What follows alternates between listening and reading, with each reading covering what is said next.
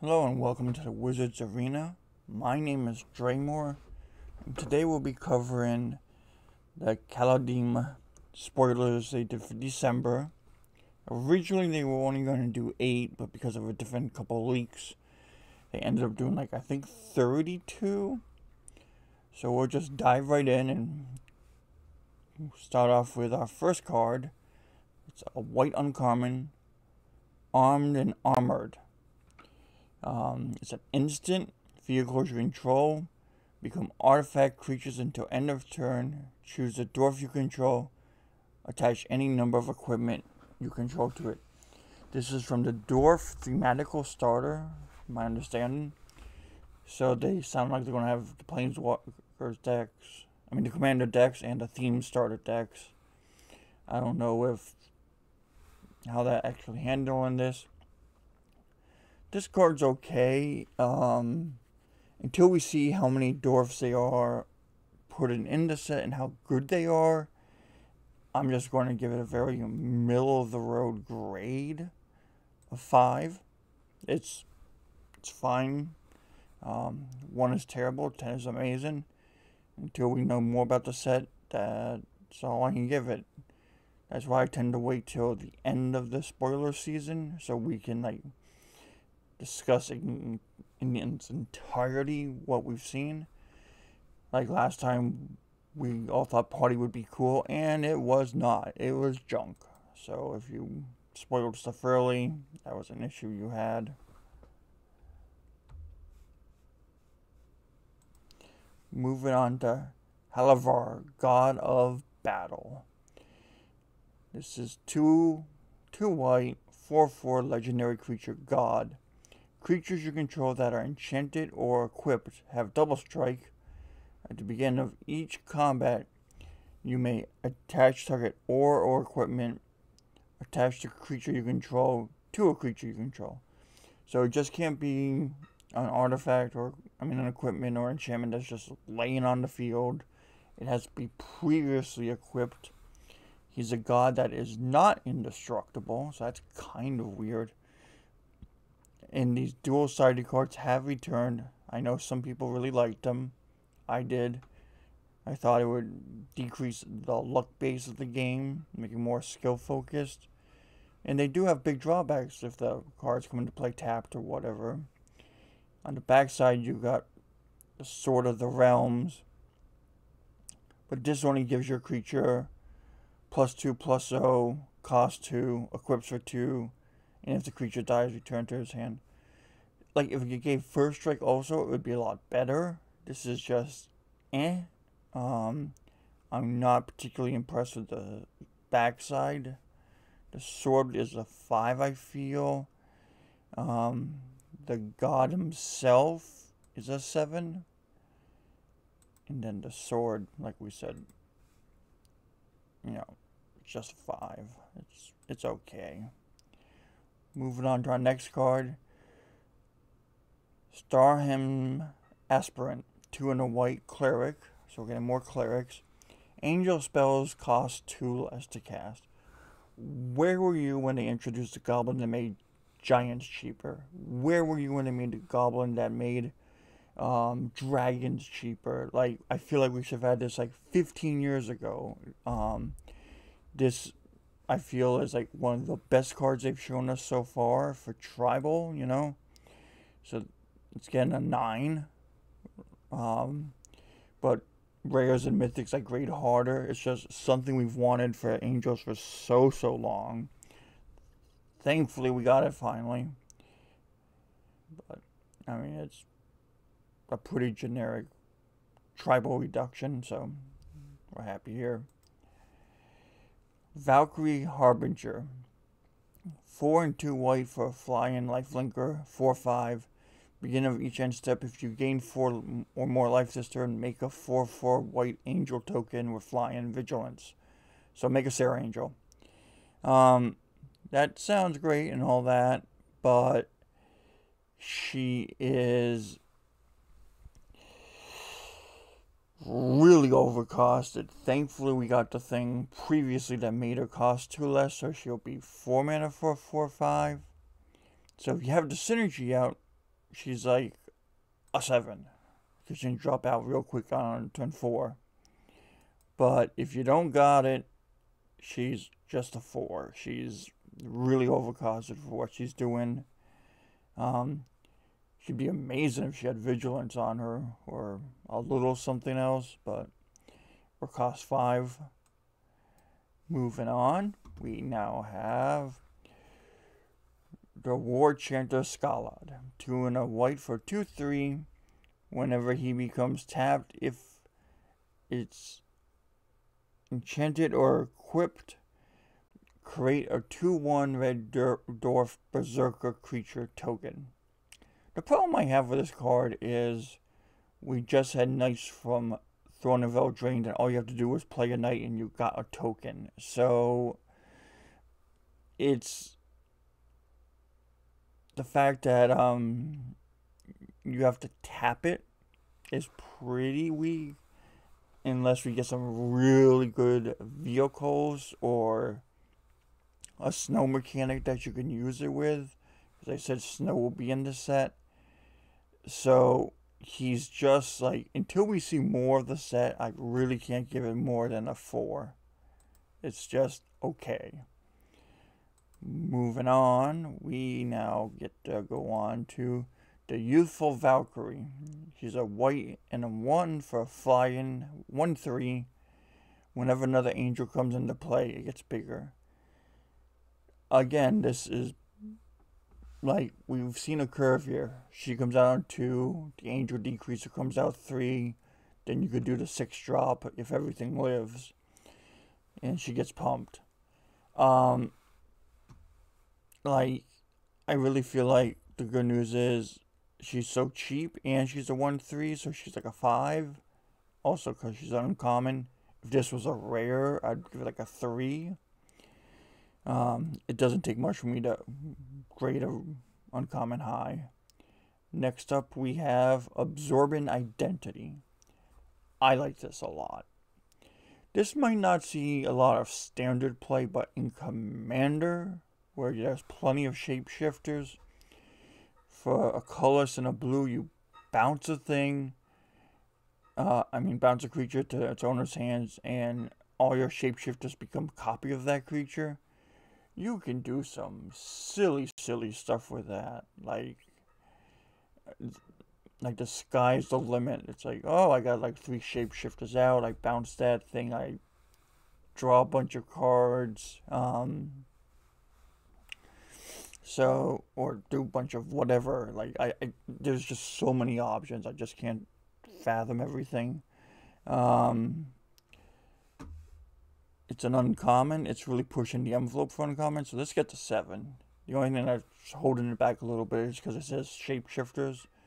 If it was like shapeshifters and giants, because they kind of like look like giants, because they're copying them, I'd grade it higher.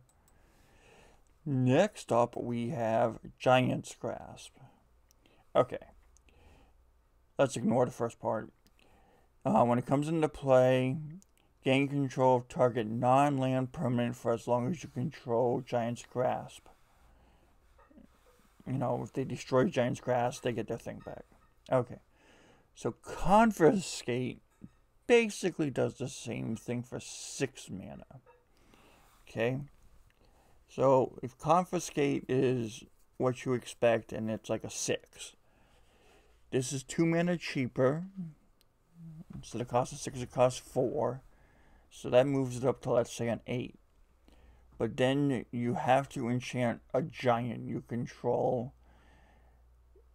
So you have to have a dude on the field to attach this to gain control of target thing. And it's a very specific type of thing, and you just can't put it on any creature and do it. So that drops it down a whole bunch. Like, I would say it would go from like a 7 or an 8 all the way down to a 3. It's just so limited. Like, in Giant Tribal, it's fine. But outside of that, it's just...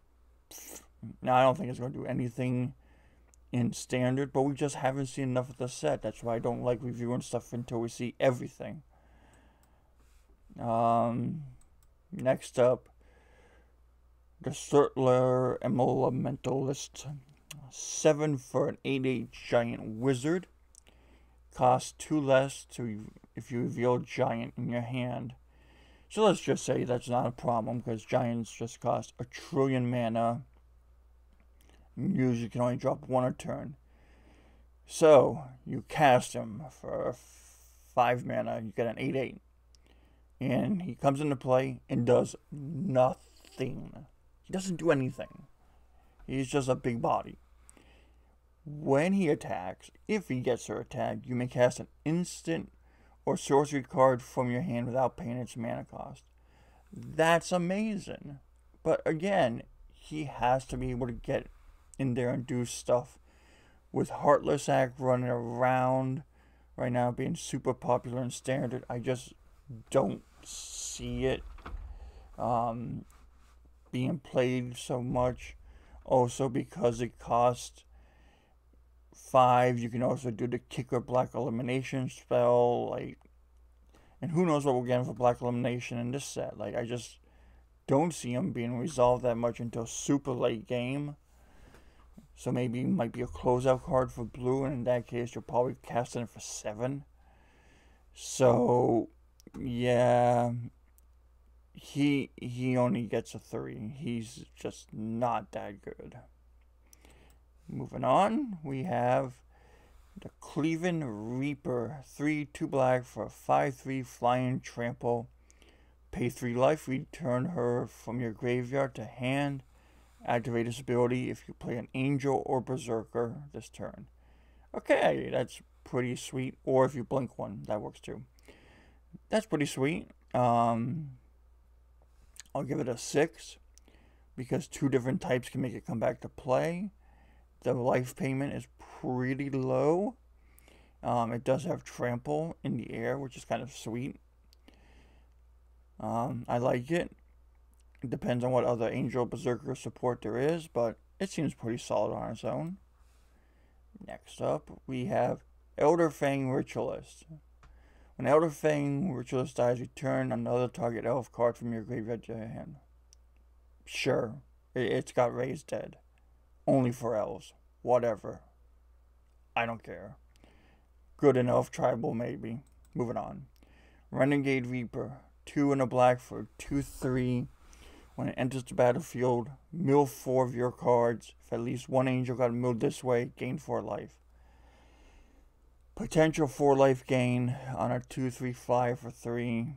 It's a limited bomb. I like it for limited. Don't think you'll see much standard play. Moving on. Thorn Mantle Striker. 4 and a black for a 4/3 elf rogue. Okay, so we got a rogue here. When it enters the battlefield, choose one. Remove X counters from target permanent, where X is the number of elves you control. Target creature an opponent controls gets -X/-X, where X is the number of elves you control. So you can kill an elf, depending on how many elves you have out. When you get 5 mana, let's say like 3. You can kill like a 3/3 with the second part, which is cool. It's the first part that's really good on this thing. You can move up to like 2 or 3 loyalty counters from a planeswalker your opponent controls. Oh, you're getting your ultimate, or you've got enough pluses on him to do the minus again. I'm just making it so you can't do it, or killing it outright.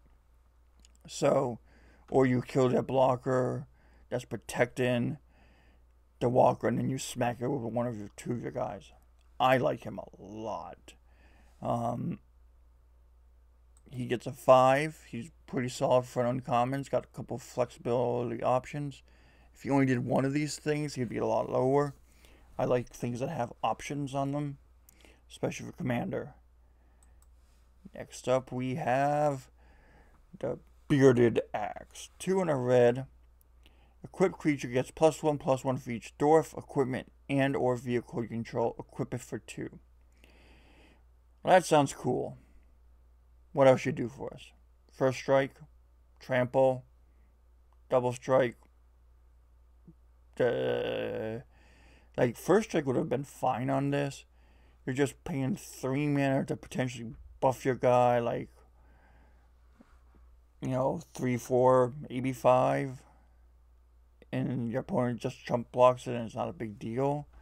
So this is just bad.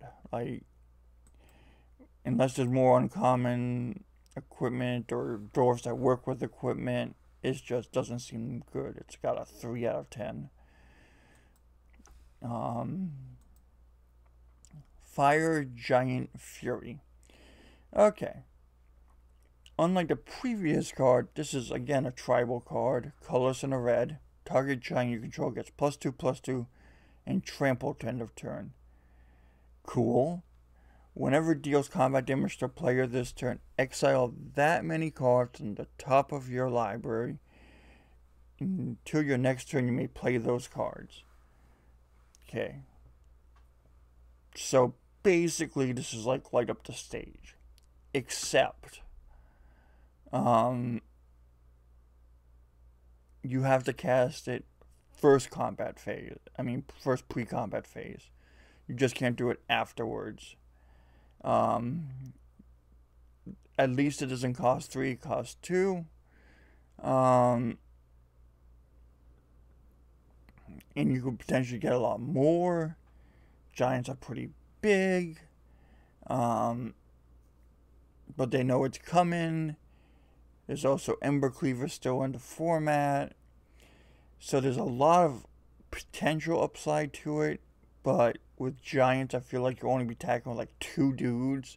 So Ember Cleaver still costs 4, so you'll need 6 mana. So it's awkward. It's going to get a 4. It's slightly better than the other thing we just saw, but not by much. It's just okay. Our next card is Gilded Assault Card. 2 red, a colorless, trample, 5/1, crew of 2. Sacrifice 2 treasure tokens, return it from the yard to your hand. Okay. The closest thing this is to is Ball Lightning from the Dark. Except it also had haste. If it had haste, it would be better, but it'd also be super scary. I like the fact that we're getting treasure tokens again. Treasure tokens should be an evergreen mechanic in like almost every set. They're better than gold. You know, we really like them. It's an okay vehicle. If this is what they're giving us for uncommon vehicles, I'm interested to see what we get for rare and mythic vehicles. It's just alright. It gets a 4. You know, I don't think it'll be played in aggro, but I need to see the rest of the set. Grata, Brazen Outlaw. This is a thing. It's one of the better cards we've seen so far. A colorless and a red for a 2/1. Other dwarfs get +1/+0. Whenever a dwarf you control becomes tapped, create a treasure token. So like if you crew this card with some dwarfs, it's sweet. Sacrifice 5 treasures. Search your deck for an artifact or dragon and put it on the battlefield. So any dragon or artifact costs 5 mana. Basically, because treasure token makes 1 mana. That's just crazy. They can't counter it. They can stifle it or, something like that. Commander, a new commander that's really good. I like this one a lot. It's amazing. I don't know if it's going to do anything in standard. Don't care about brawl, but this guy's pulling down an 8. She's just amazing. Our next guy is Certland Finger. 3, 2 red, 4/6 giant berserker. Kind of wish it was a giant warrior berserker, but whatever. Whenever he attacks, you may sacrifice another creature. When you do, it deals damage equal to that creature's power to any target. If the sacrificed creature was a giant, it deals twice that much damage instead.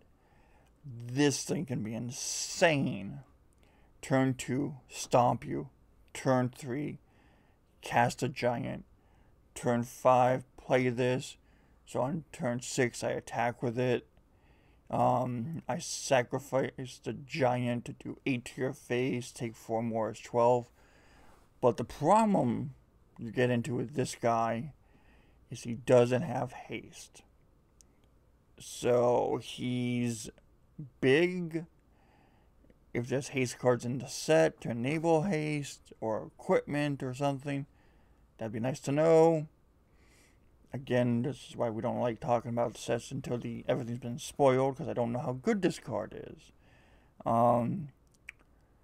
He could deal an obnoxious amount of damage, but usually red burn and red aggro want to win by like turn 5 or 6, so he's a good closeout card, which is what you want for this much mana. So he gets a 7. You can also do silly things with the dragon that says, oh, when he comes into play, you do X damage. Or, okay, so I shoot something for 4. Pretty cool. Moving on to our next guy. Next up is Elven Ambush. 3 in a green. Instant. Make a 1/1 elf warrior token for each elf you control. Until we know how many elves we're getting in standard, I feel like this is really good in like commander. It's instant, which makes it even better. But again, it's 4 mana. Green doesn't care. But it's how many elves you have out. Very easily, you could have 4 mana and only have 2 elves out. So make 2 dudes for 4. It's kind of like, Raise the Alarm can do that for white. That just doesn't sound that good. Like, you know, it gets a 3 until we know how it would work in standard.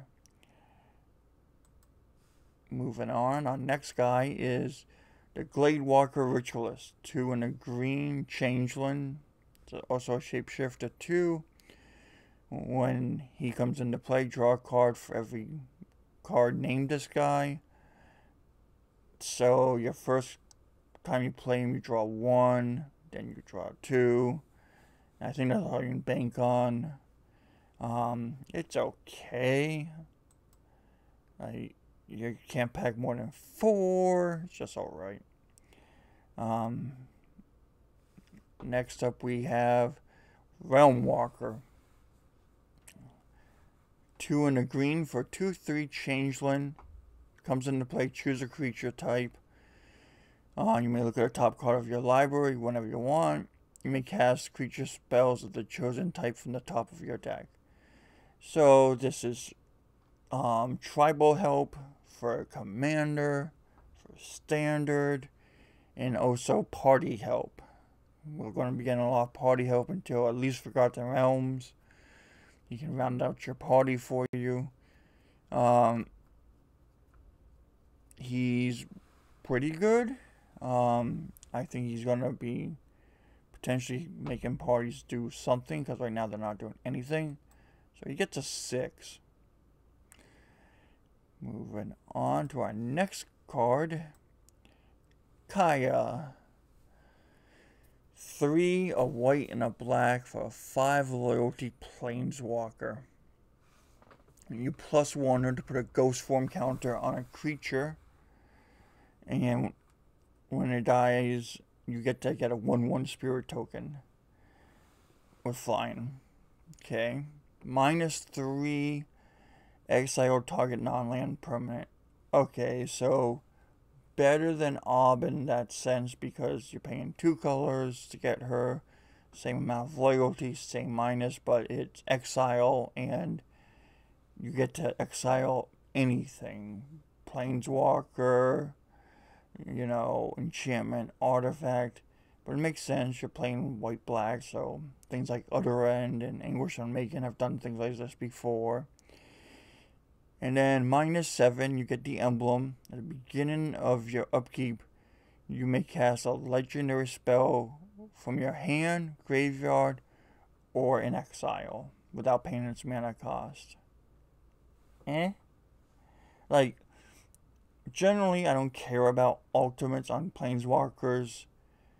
for reviewing for standard or commander, unless they're like some challenges where you can do them when you drop them. Like, oh, I just minus X and wipe the board, you know. You can't do that with hers. You gotta plus it twice to get there and do it. She can't protect herself. You gotta have something else out already to put the ghost form token on. If there's not much going on in the board, you can kill the one thing that's scaring you. Where Ob at least lets you draw, she doesn't. So she's only a 6. She's just okay. I don't see her being busted. Next up, we have Lethar, Blade of the Elves. 2, a black and a green, menace 2/3. Whenever she deals combat damage to a player, create that many 1/1 green elf warrior creatures tokens. And then you can tap her and tap 10 untapped elves, and each opponent loses 10 life and you gain 10.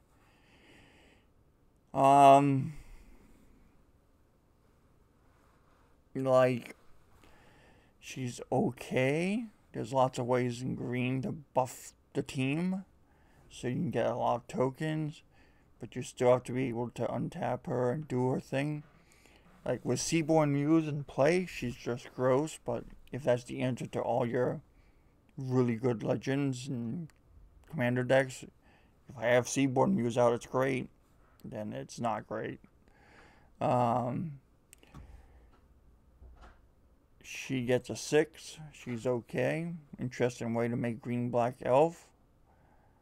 Moving on. We now have Rampage of the Valkyries. 3, a white and a black. Make a 4/4 white angel token with flying and vigilance.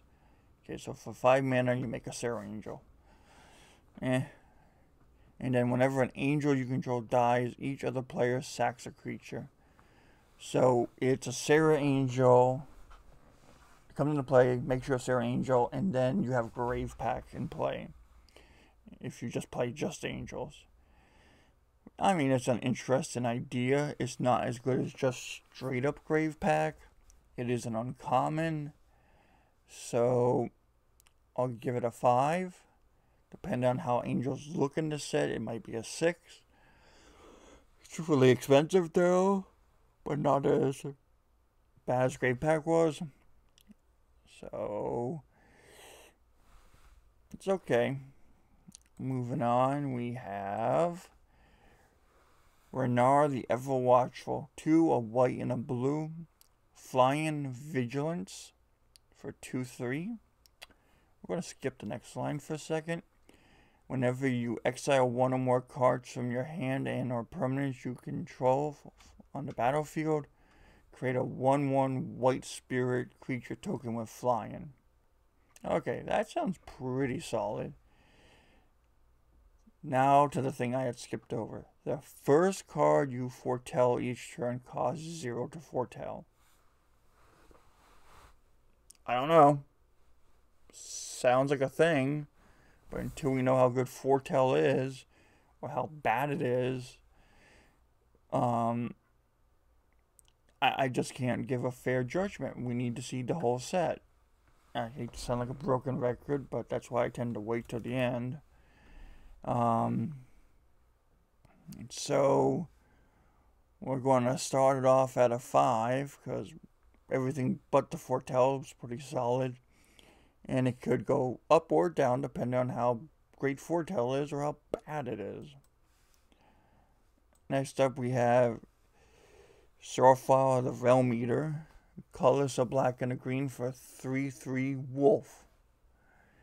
Okay, whenever a permanent an opponent controls is put into the graveyard from the battlefield, put a +1/+1 count on him. Okay. At the beginning of your upkeep, if he has 1 or more counters on him, you may remove all of them. Not a few. It's all or nothing. You may then exile each other non-land permanent with CMC less than or equal to the number of counters removed this way. Okay, so it's sort of like Child of Alara in the sense it gets rid of everything. except he lives. It's kind of like a living pernicious deed. Blow everything else up. And then you have a commander that's 3/3. And if you play a lot of expensive black-green stuff, it's good. It's not Marin good, commander-wise, because she was just totally broken. I like him a lot. Interesting take on stuff. I give him a 6 because he's not over the top crazy like Marin was, but he's fair. Next up, we have Showdown of the Scalds. 2 a red and a white. Exile the top 4 cards of your library. Until the end of your next turn, you may play these cards. Whenever you cast a spell this turn, put a +1/+1 counter on target creature you control.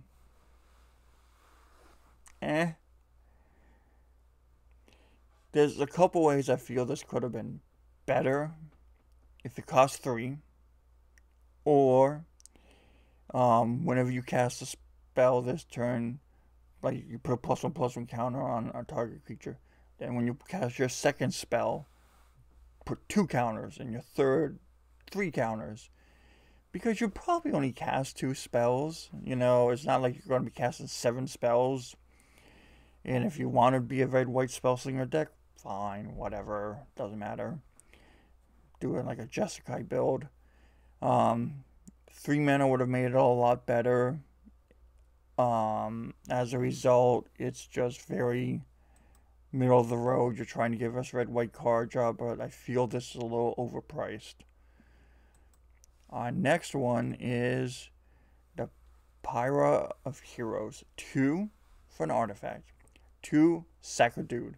Search your library for a creature card that shares a creature type with the sack guy and has a shared has converted mana cost equal to 1+ a creature's converted mana cost.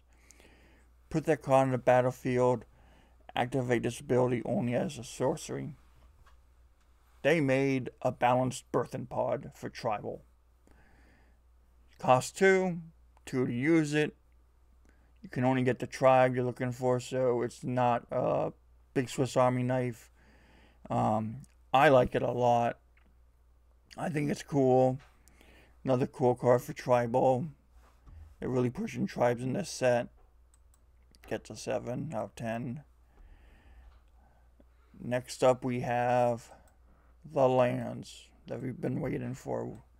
When they did the Secret Layer announcement, we knew we were getting these.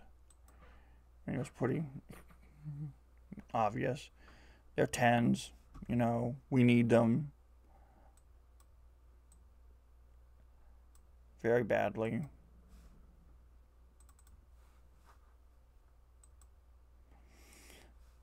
And that is our review for this set so far.